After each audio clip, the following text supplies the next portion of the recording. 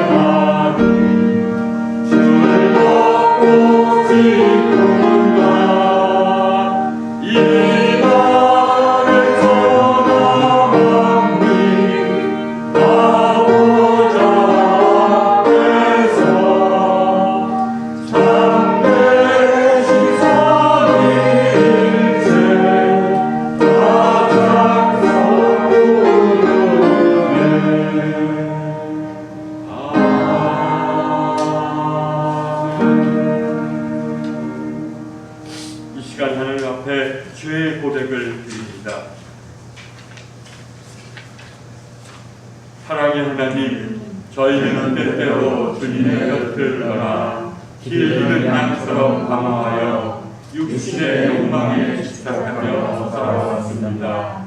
또한 주님의 말씀을 저버리고 빛의 자녀된 삶을 살지도 못했습니다.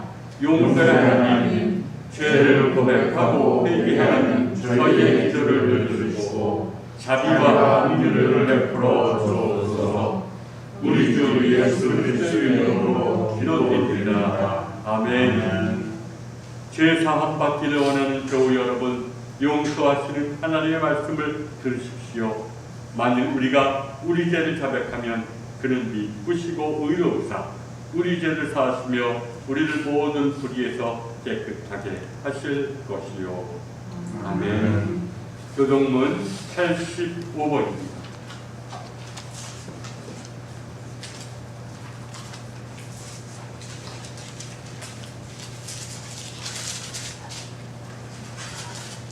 사랑하는 자들아, 우리가 서로 사랑하자. 사랑은 하나님께 속한 것이니 사랑하는 자마다 하나님으로부터 나서 하나님을 알고 사랑하지 아니하는 자는 하나님을 알지 못하나니 이는 하나님은 사랑이시니라. 하나님의 사랑이 우리에게 이렇게 나타난 바 되었으니 하나님이 자기의 독생자를 세상에 보내심을 그로 말미암아 우리를 살리려 하십니다. 사랑은 여기 있으니 우리가 하나님을 사랑한 것이 아니요 하나님이 우리를 사랑하사 우리 죄를 속하기 위하여 화목제물로 그 아들을 보내셨습니다. 사랑하는 자들아, 하나님이 이같이 우리를 사랑하셨은즉 우리도 서로 사랑하는 것이 마땅하다. 어느 때나 하나님을 본 사람이 없으되 만일 우리가 서로 사랑하면 하나님이 우리 안에 거하시고 그의 사랑이 우리 안에 온전히 이루어지리라. 아멘. 송영 4장입니다.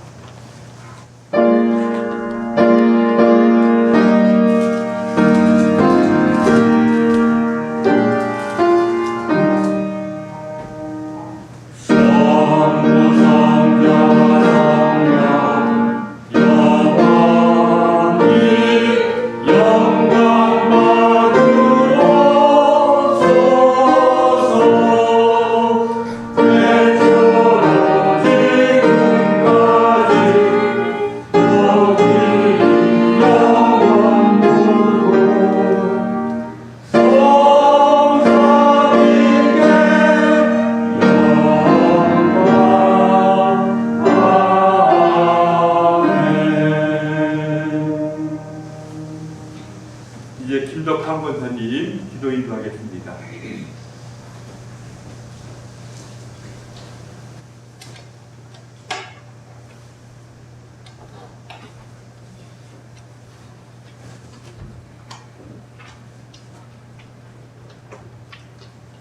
함께 기도하시겠습니다.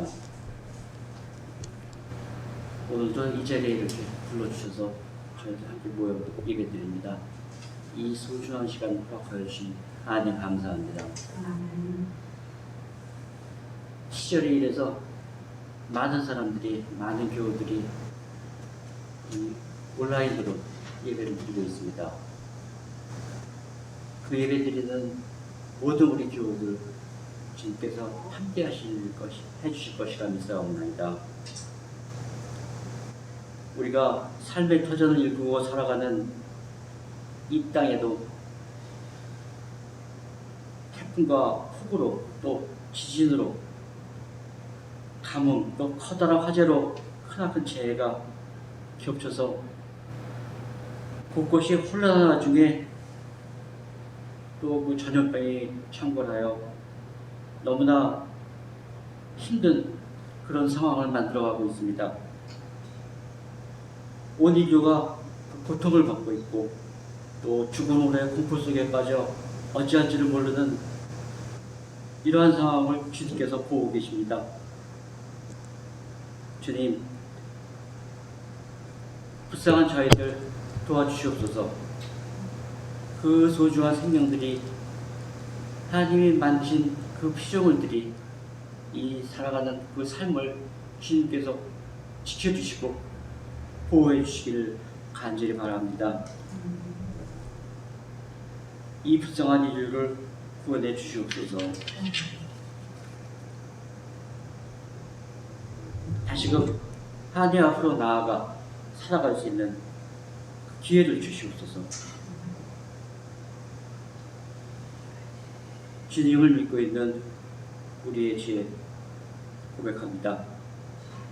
이 세상의 혼란을 핑계로 해서 고통에 울부짖는 그 소리를 듣고 있으면서도 외면하고 또 내치기도 했음을 고백합니다.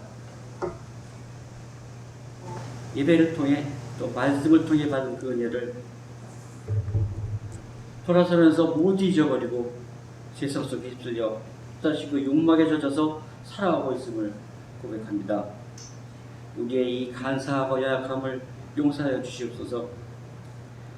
모두 함께 부딪혀갈 수 있도록 하나님께서 믿음과 용기를 허락하여 주시옵소서. 오늘 이 자리에 모인 우리 교우들 주님께서 언제까지라도 함께 하셔서 늘 지켜주시고 주님과 함께 살아가는 그 믿음을 간직하고 살아갈 수 있도록 주님 늘 함께하여 주시옵소서. 오늘 말씀을 전하시는 목사님께 주님의 권능을 더욱 부어주셔서 그 말씀이 살아있게 하시고 우리에게 우리 가슴 속에 영원히 살아갈 수 있는 말씀을 전달할 수 있도록 주님께서 함께하여 주시옵소서. 이 모든 말씀 예수님의 이름으로 기도드렸습니다. 아멘.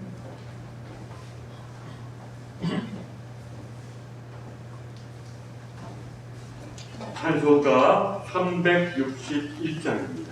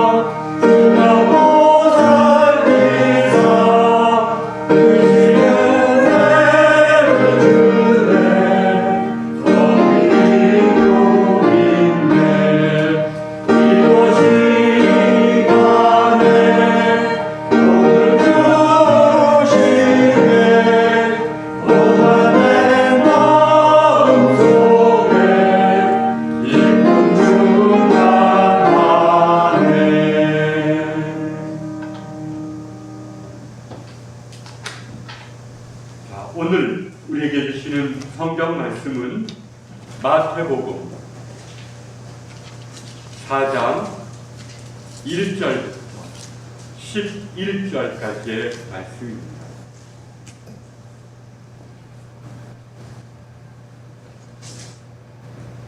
그때에 예수께서 성령에게 이끌려 마귀에게 시험을 받으러 광야로 가사 40일을 밤낮으로 금식하신 후에 주이신지라. 시험하는 자가 예수께 나와서 이르되 내가 만일 하나님의 아들이거든 명하여 이 돌들로 떡덩이가 되게 하라. 예수께서 대답하여 이르시되 기록되었으되 사람이 떡으로만 살 것이 아니요 하나님의 입으로부터 나오는 모든 말씀으로 살 것이라 하였느니라 하시니, 이에 마귀가 예수를 거룩한 성으로 데려다가 성전 꼭대기에 세우고 이르되 내가 만일 하나님의 아들이거든 뛰어내리라. 기록되었으되 그가 너를 위하여 그의 사자들을 명하시리니 그들이 손으로 너를 받들어 발이 모래 부딪히지 않게 하리로다 하였느니라. 예수께서 이르시되 또 기록되었으되 주 너의 하나님을 시험하지 말라 하였느니라 하시니, 마귀가 또 그를 데리고 지극히 높은 산으로 가서 천하 만국과 그 영광을 보여 이르되 만일 내게 엎드려 경배하면 이 모든 것을 내게 주리라. 이에 예수께서 말씀하시되 사탄아 물러가라. 기록되었으되 주 너희 하나님께 경배하고 다만 그를 섬기라 하였느니라. 이에 마귀는 예수를 떠나고 천사들이 나와서 수종드니라. 아멘.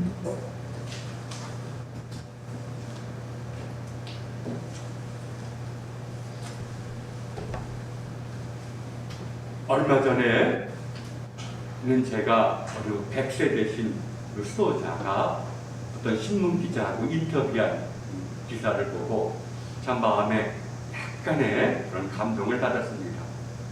평생을 20살 되기 전에 수도원에 들어와서 외관이라는 것에 이제 100세까지 이런저런 일 하다가 이제 나이가 들어서 문직이로서 이제 역할을 하면서 수행하시는 분이었습니다. 그분이 평생 동안 이렇게 수도하시고 기도하시는 이유가 뭡니까? 그러니까 그분이 겸손하게 지옥 가지 않기 위해서 합니다. 저는 아직도 지옥 가는 것이 두렵고 그래서 매일매일 죄를 씻으려고 하고 있습니다 라고 대답합니다.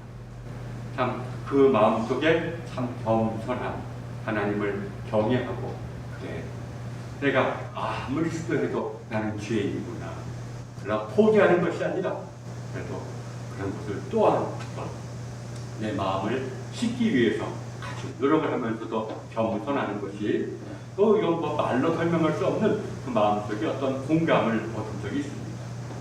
또 얼마 전에는 우리 기도를 정말 많이 하시는 분들 상담하면서 얘기를 들었는데 이제 꿈속에 꿈을 꾸는데 이제 꿈속에서 어떤 분이 나타나서 내 문제가 뭔지 아느냐 이렇게 물어보셨다는 겁니다.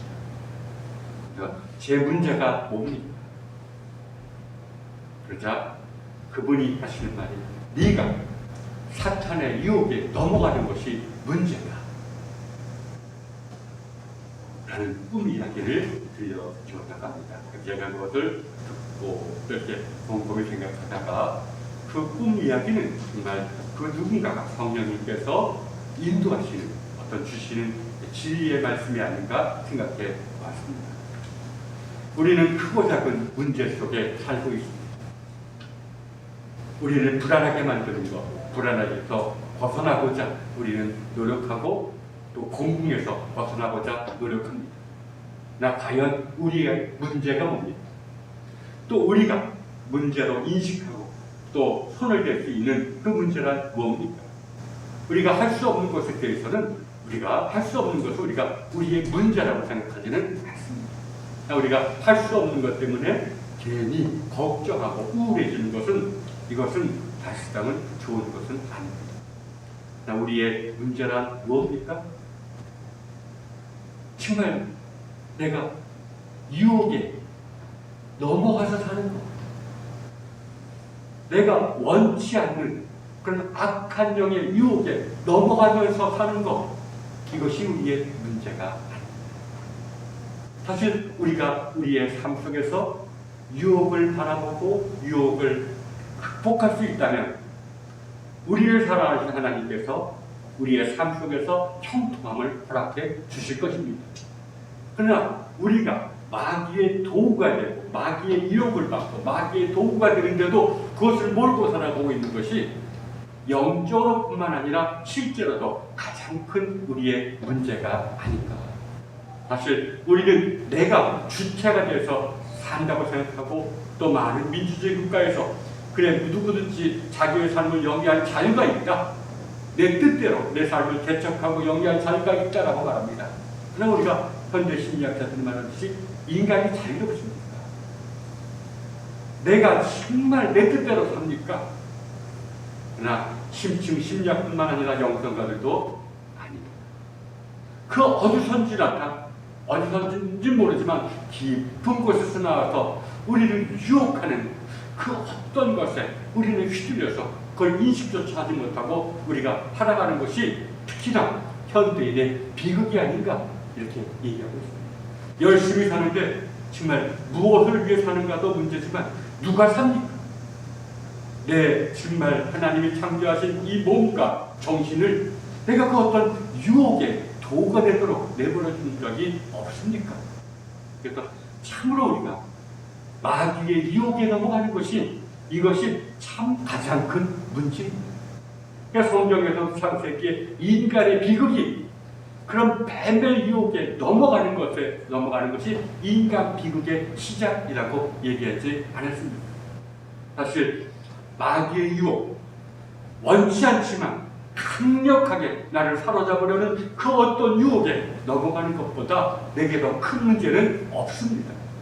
그 유혹을 이겨나갈 때 사실은 그 알게 모르게 도움의 손길이, 도움의 어떤 은총이 우리에게 다가오기도 한 것입니다. 그러나 마귀의 유혹이 우리를 떠나가도록 하기 위해서는 우리가 마귀의 유혹을 바라볼 수 있어야 됩니다. 내가 유혹에 넘어갔던 존재요. 지금도 그 유혹이 나를 사로잡으려고 나에게 다가오고 있고 이런 것이 정말 성경에서 말하는 마귀의 유혹이구나 라는 것을 알아차려야 한다는 것입니다. 그래서 구약 성경에서 또 예언자들이나 또 예수님, 또 초대교회의 신자들 그리고 또 많은 수행자들이 이제 성경에서는 광야라고 했지만 또 그것을 동일한 것을 사막이라고 부르면서 사막으로 떠나갔습니다. 그것은 세상을 피하고 세상이 우리에게 주는 유혹을 피하기 위해서가 아니라 유혹은 세상에 주는 게 아니라, 사람이 주는 게 아니라 사실은 우리의 마음속 깊은 곳에서부터 나오는 것이라는 것을 인식하기 위해서, 그래서 유혹을 피하기가 위해서가 아니라 오히려 유혹을 마주보고 유혹을 바라보고 그런 유혹과 싸우기 위한 선한 싸움을 수행하기 위해서 광야로, 사막으로 갔던 것입니다. 그래서 때로는 세상에서는 세상이 너무 분주하고 또 세상이 주는 강박관념 속에 살다 보면 내가 유혹에 휘둘리고 있는 내 자신을 자각하지를 못합니다. 나는 내가 사는 줄 아는데, 내가 주체가 돼서 사실은 유혹에 너무 휘둘리며 사는데도 그걸 인식하지 못하고 내가 사는 것처럼 행동을 한다는 것입니다. 그래서 예언자들이 이를 위해서, 그래, 우리 인생의 가장 큰 문제예요. 또 우리가 하나님의 도구가 되기 위해서는 먼저 적을 알아야 되기 때문에 우리가 먼저 이 유혹의 실체를 마주하고 그 유혹을 이기기 위해서 광야로 떠났던 것입니다. 그래서 이러한 예언자들의 반열에 예수님도 가세했던 것입니다. 예수님도 성령에게 이끌려 마귀에게 시험을 받으러 광야로 가셨다고 말합니다. 사막으로, 사람이 없는 곳으로, 그곳에서 유혹을 마주보기 위해서 이제 광야로 가셨다는 것입니다. 여러분, 그러나 대부분의 사람들은 우리를 사로잡으려는 유혹을 바라보지도 못할 뿐만 아니라 내가 유혹받고 있다고 생각하지도 못합니다. 그러니 그저 세상이 추구하는 성공과 또 쾌락의 세계에 나도 모르게 뛰어들고 거기에서 뒤처지거나 거기에서 앞질리면 때로는 우울해하거나 때로는 기쁨을 느끼게 되기도 하는 것입니다. 또 이런 사람이 지식을 가질 리도 없을 뿐만 아니라 조금만 잘 돼도 교만해지고 조금만 못 돼도 우울해지는 것이, 그래서 이런 것이 전체적으로 이런 영수성자들의 입장에서 보면 악한 영의 유혹에 넘어가는 상태인데도 그것을 모른다고 할 수가 있습니다. 그래서 모든 수도자들의 아버지인 안토니우스라는 사람, 모든 수도자들이 존경하는 그 2세기의 그 수도자 안토니우스라는 사람은 이렇게 단언합니다. 유혹을 경험하지 못하면 아무도 하나님 나라에 들어갈 수가 없다. 맞는 말입니다. 유혹을 바라보지 못하고 체험하지 못하면 우리는 유혹에 넘어갈 수밖에 없습니다. 그런데 어떻게 하나님 나라에 들어갈 수가 있겠습니까? 유혹을 피하면 아무도 구원받지 못한다. 이렇게 단언할 것입니다. 그러면 왜 우리는 유혹에 휘둘리는 우리는 왜 유혹을 바라보지 못합니까?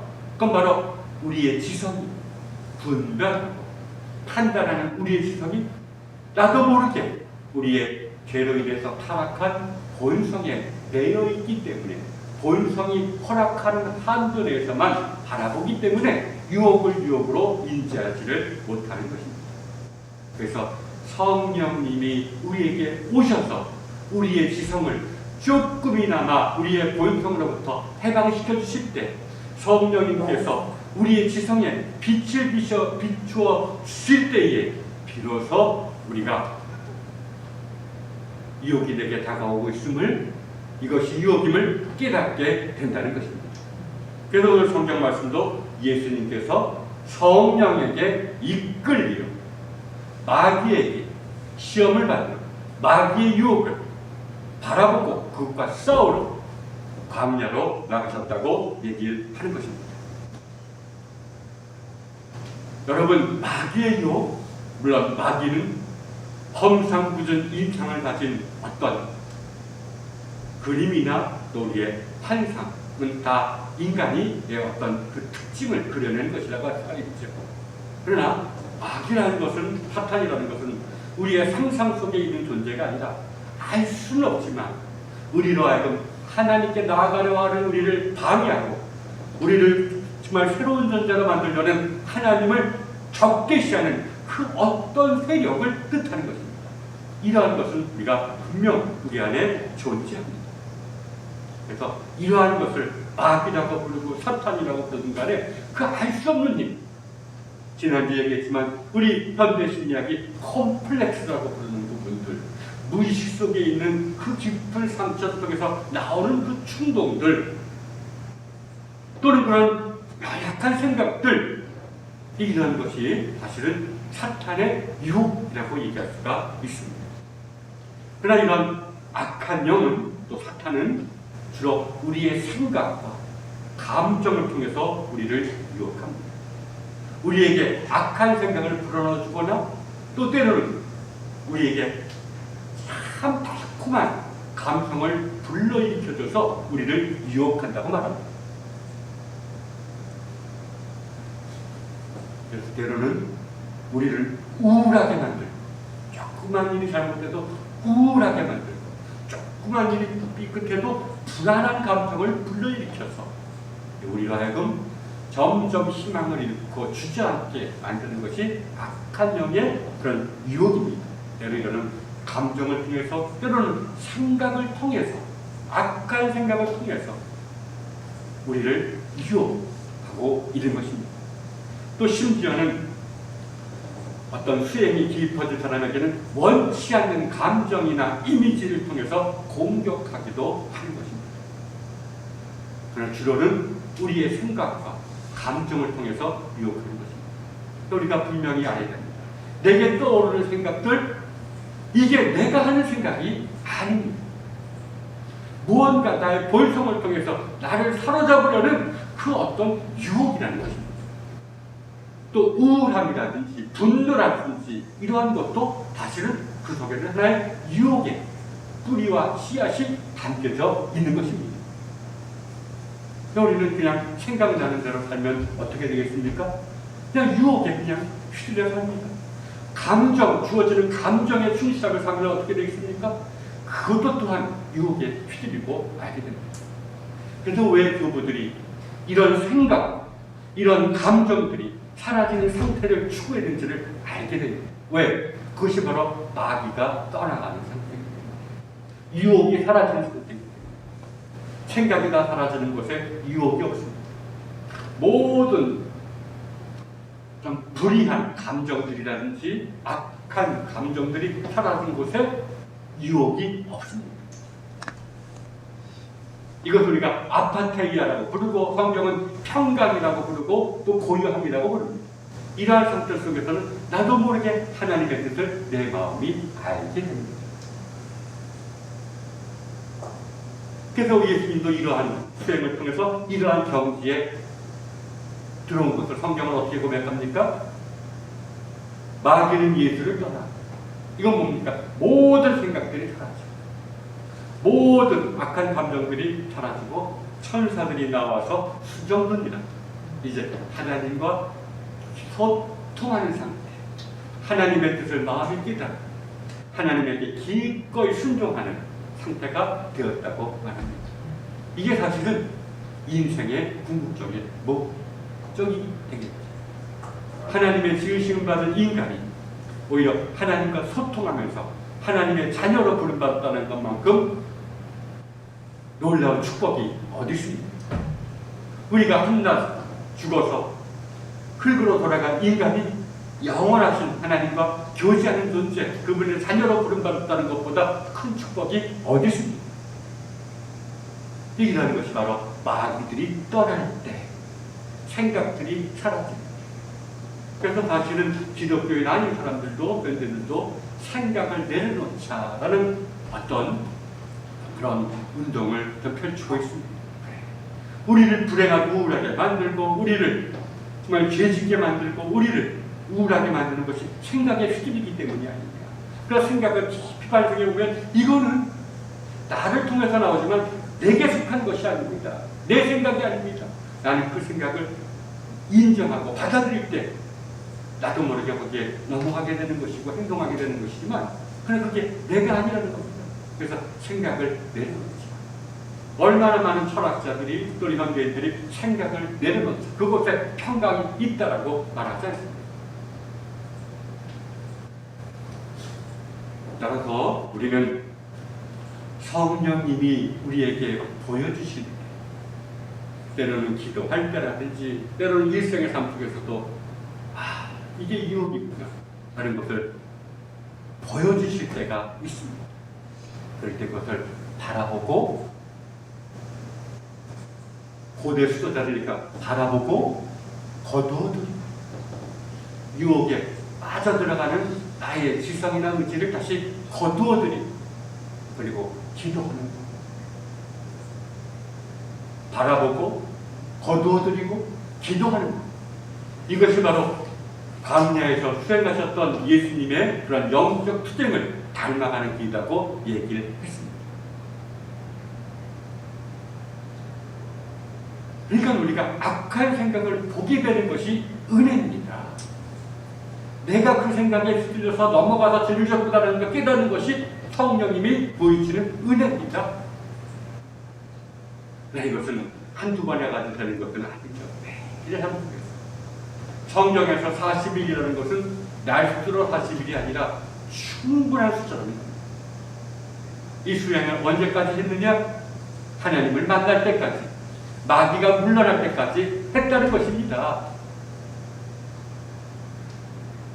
이러한 것은 무엇보다도 성경 묵상을 통해서 이러한 것이 이루어집니다. 나도 모르게. 우리 평신도들이 언제 내가 바라보고 거두어드리고 기도를 기억하겠습니까? 그러나 이러한 것이 일어나는 하나의 장소가 바로 성경 묵상이라고 했습니다.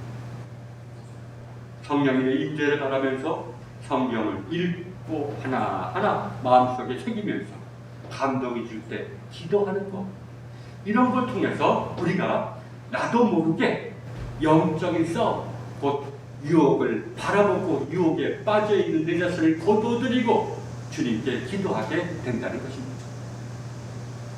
이것을 성경에서는 기도라고 말합니다.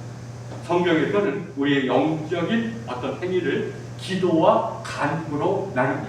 간구라는 것은 고난 속에서 나의 궁핍을 주님께 청하는 것이죠. 나를 이 고난에서 건져주옵소서. 그러나 기도라는 것은 하나님께 더 가까이 나아가기 위한 방법을 얘기할 때 기도라고 말하고, 그래서 이러한 기도란 항상 성경 묵상을 전제하고 있습니다.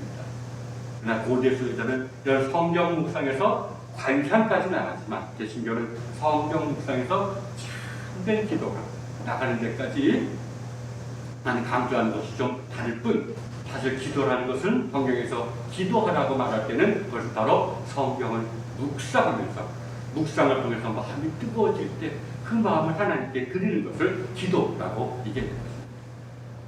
사실 성경 묵상을 많이 하다 보면 성경이 내게 거울이 됩니다. 그래서 성경을 묵상하는 가운데 나를 바라보게 됩니다. 내게 다가오는 유혹을 느끼게 됩니다. 그건 유혹인지를 분별하게 됩니다. 그리고 거둬들일 수도 있게 되는 것이고, 또 거둬들일 수 없을 때 결국 주님께 기도하게 됩니다. 거둬들이려고 했더니 이것이 안 됩니다. 주님, 저를 불쌍히 여겨주옵소서. 이런 것에서부터 예수 기도가 나온 것이고 여러 가지 다양한 묵상이 나는 것입니다. 또 오늘 예수님께서도 이 마귀들과 싸울 때 사용하신 무기가 무엇입니까? 바로 성경 말씀입니다. 성경 묵상을 통해서 그분은 성령님의 인도하심을 받았을 뿐만 아니라 성령님의 또한 성경을 해석해주는 성령님의 그런 어떤 음성도 들었던 것이고, 또 모든 생각들이 악한 것으로부터 오는지 하나님으로부터 오는지 분별할 수도 있었던 것입니다. 그러니까 성경 묵상이 참 소중합니다. 그러니까 우리가 진정으로 우리의 문제란 이런저런 문제가 아니라 그런 마귀의 유혹에 넘어가는 것이 내 문제라고 생각한다면 우리는 성경 묵상을 하지 않을 수가 없습니다. 기도하지 않을 수가 없습니다.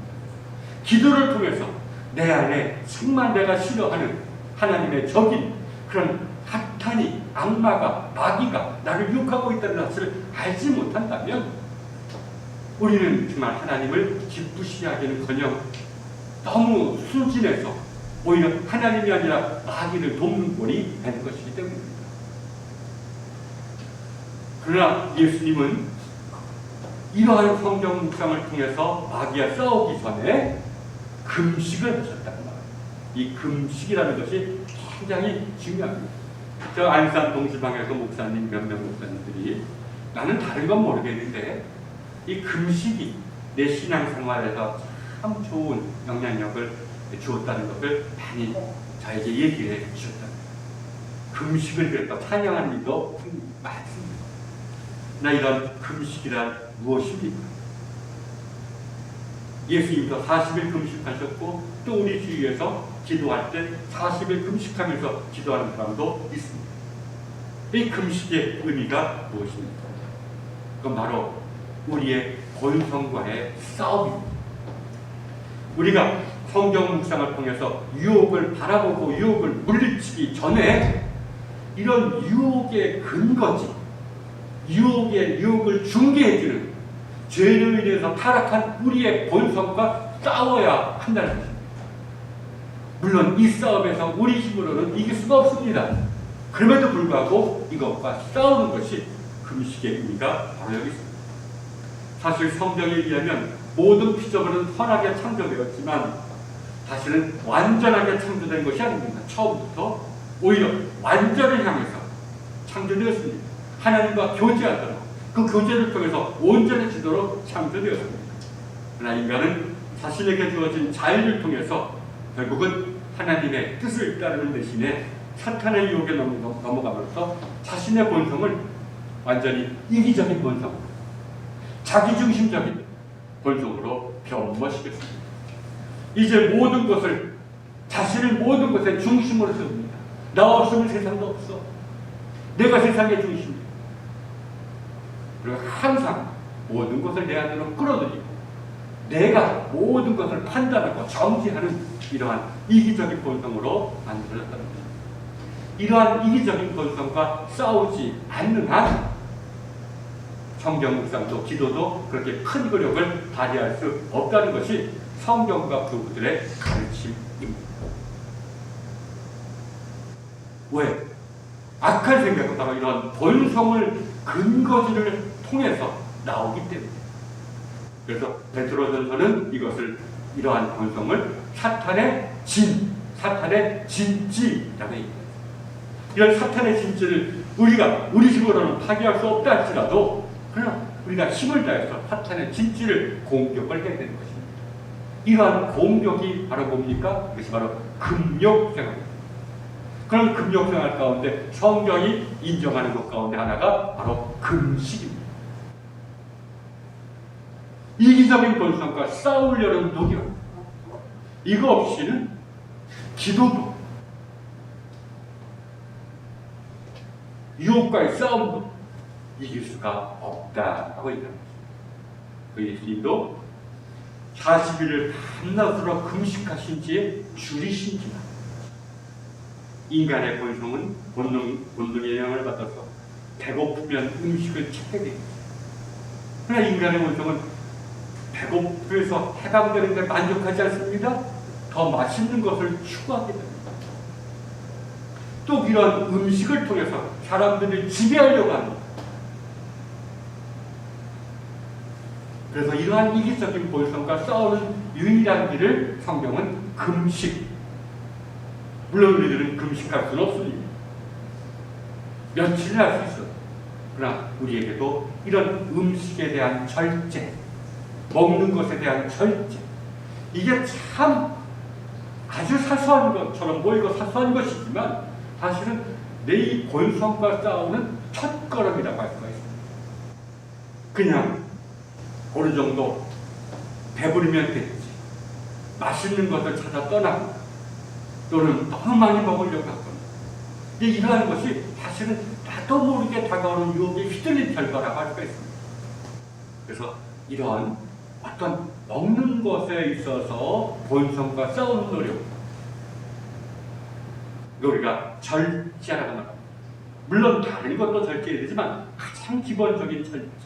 그래서 구약 성경에서는 하나님의 백성에게 무엇을 요구합니까? 절제와 금식과 뭘 얘기합니까? 그걸 통해서 남은 것을 어떻게 하라고 말합니까? 구제하는 데 쓰라. 이것을 영성가들은 절제와 자비를 베푸는 이 둘이 공통점이 있습니다. 무엇입니까? 나의 이기적인 본성과 싸우는 것입니다. 나의 이기적인 본성은 구제하고 싶지 않습니다. 나의 이기적인 본성은 절제하고 싶지 않습니다. 나의 영광을 무한히 충족시키려고 하고 남은 바라보게 하지 않습니다. 그러나 억지로라도 절제하고 억지로라도 구제하는 일, 이것이 하나님이 백성에게 주신 계명이었던 것입니다. 이런 계명을 지키지 않고 기도한다면 그거는 에바그리우스라는 수도자가 말했듯이 마치 구멍난 물통에다가 물을 계속 붓는 것과 똑같다는 것입니다. 물은 계속 흘러버리고 없어집니다. 우리의 기도의 영향력도 다 사라지고 만다는 것입니다. 제가 보기에 우리 한국 개신교에서 가장 부족한 것이 무엇입니까? 한국 개신교도 기도의 전통이 있습니다. 참 존중해야 됩니다. 통성기도도 또 요즘은 관상기도도 많이 합니다. 기도 정말 많이 합니다. 그러나 부족한 것이 초기에 한국의 기독교인들에 비해서 오늘 우리에게 부족한 것이 뭡니까? 절제가 많이 사라졌습니다. 인간의 욕망을 그냥 다 인정해주고 때로는 부추기는 것이 있죠. 야, 세상에서도 축복받아라. 죽은 다음에 또 천당 갖고 세상에서도 축복받아라. 이게 자칫 인간의 욕망, 이기적인 본성을 정당화시킬 뿐만 아니라 부추기는 것은 사실은 성경에 맞지 않은 것입니다. 금식을 하고 성경 묵상을 통해서 마귀와 싸워야지. 배불리 먹고 맛있는 것을 탐하면서 어떻게 마귀와 싸울 수가 있겠습니까? 그래서 어느 한 오네프라는 신학자는 이렇게 말합니다. 참된 신앙이 되는 건 뭐냐? 이타적인 존재가 되는 것이다.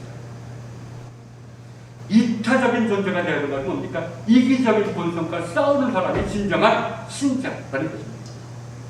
우리에게는 이런 이기적인 본성이 있습니다. 어쩔 수 없는 게 아닙니다. 우리가 할 수 있을 만큼 싸운다면 지더라도 나머지는 주님께서 책임지십니다. 그래서 OM이라는 청교도 영성관 이렇게 말합니다. 그래, 영적 싸움에서 지고 주님께 맡겨서 주님이 승리하시도록 하시는 것이 더욱더 훌륭한 일이다. 그러니까 두려워하지 말고 그 싸움에 뛰어들라. 그리고 실패했거든 주님의 이름을 부르라고 말합니다. 우리 힘으로 절제할 수 없습니다. 우리 힘으로 이기적 본성이 이길 수가 없습니다. 그래도 주님이 싸우라 하시니까 싸우고 주님께 맡기는 것, 이것이 중요합니다. 이런 것을 가리켜서 우리가 수행이라고 하고 그리스 말로는 프락시스라고 말하고 앞에서 말한 기도를 테오리라고 말합니다. 이것이 영어로 프랙티스하고 티오리, 실천과 이론이란 말이 되지 않았습니다. 인간의 삶에서 이론과 실천보다 중요한 말이 어디 있습니까? 그러나 이것이 바로 어디서부터 나온 말입니까? 바로 오늘 부분에서부터 나온 말. 금식을 하고 성경 묵상을 하는 것. 이것이 바로 수행을 하고 기도하는 것. 이것이 바로 마귀를, 내 안에 있는 마귀의 욕을 즉시하고 거기서 나를 거두어들이고 주님께 기도함으로써 마귀를 유혹을 물러나게 합니다. 이런 상태 속에서 우리에게 평강이 주어진다면, 고요함이 주어진다면 그것은 마귀가 떠나가는 것입니다. 물론 어떤 사람에게는 영원히 떠나가겠지만 아직 이 세상을 살아가는 우리에게는 또다시 돌아오는지도 모릅니다. 그러나 한 번쯤 떠나가는 것이죠.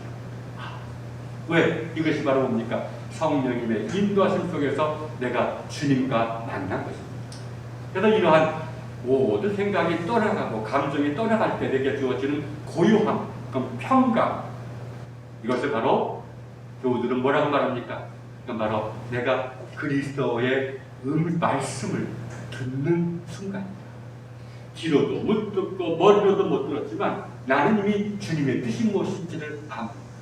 그래서 이런 고요함을 거쳐나가는 사람은 하나님의 뜻에 나도 모르게 순종하게 되는 것입니다.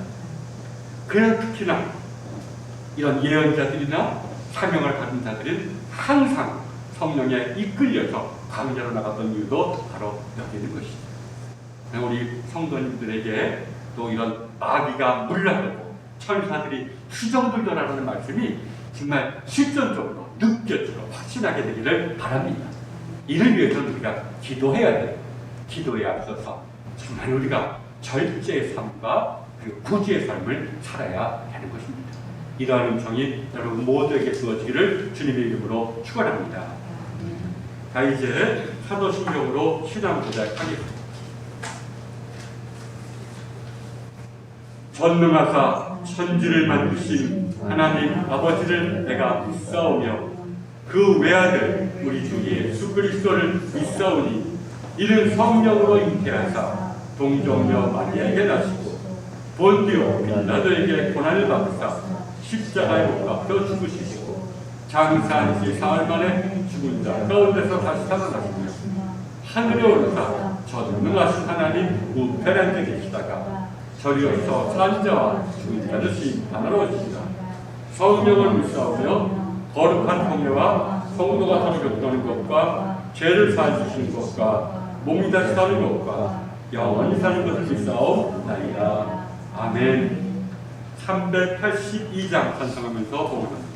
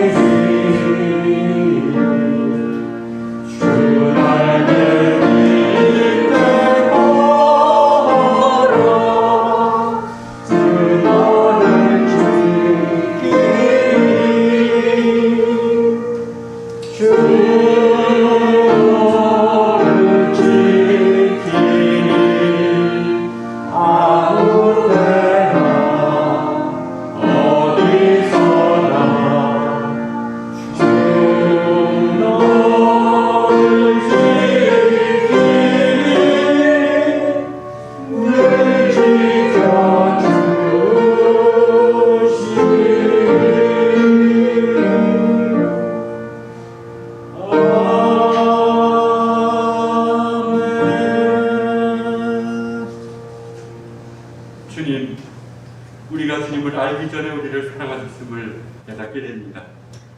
주님의 깊고도 깊으신 사랑하심을 이 마음속에 깨닫게 하여 주옵소서. 때로는 주님께서 우리에게 사랑의 신호들을 칭찬을 보여주셨는데도 우리가 무지하고 눈이 오도 알아차리지 못했음을 고백합니다. 이런 우리를 긍휼히 여기시사 주님께서 우리를 사랑하심을 깨닫게 하여 주옵소서. 이제 이런 사랑의 주님께 감사를 드리며 예배를 드리오니 주님 받아 주옵소서. 예수님의 이름으로 기도드렸습니다. 아멘. 교회 소식 전해드리겠습니다. 오늘은 이제 광복절 주일이기도 합니다. 우리나라가 일본의 식민 통치에서 해방된 날을 기념하는 것이죠. 우리 기독교에는 나라를 사랑하라는 것이 하나의 가르침이기도 합니다. 우리가 참 나라를 사랑하고 또 나라를 정말 하나님이 원하시는 나라로 변모시키는데 조그마나마 어떤 도움을 보셔야 된다고 생각합니다. 어떤 주일 예배 음성이 여러분 모두에게 선사되기를 기원합니다. 성령 강림절후 12번째 주일 성선가를 여러분 기억하시고 주중에 묵상 못한다면 읽어보시기라도 하시기를 바랍니다. 자, 이제 찬송가 447장 찬송하신 후에 축도가 일어났습니다. 예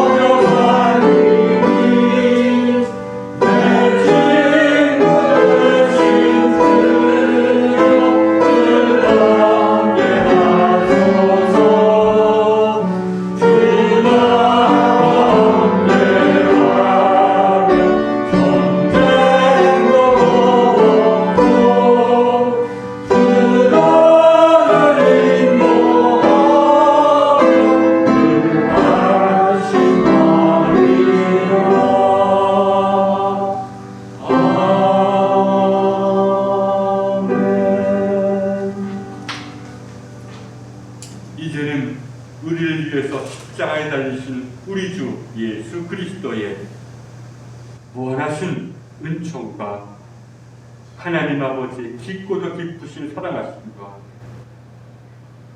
이러한 하나님 아버지의 사랑을 깨닫게 해주시고 또 우리를 그리로 인도하시는 성령님의 교통하심과 역사하심이 이 예배에 참여해 기도드리는 모든 자들과 이 교회에 영원토록 함께하옵시기를 간절히 축원하옵나이다. 아멘.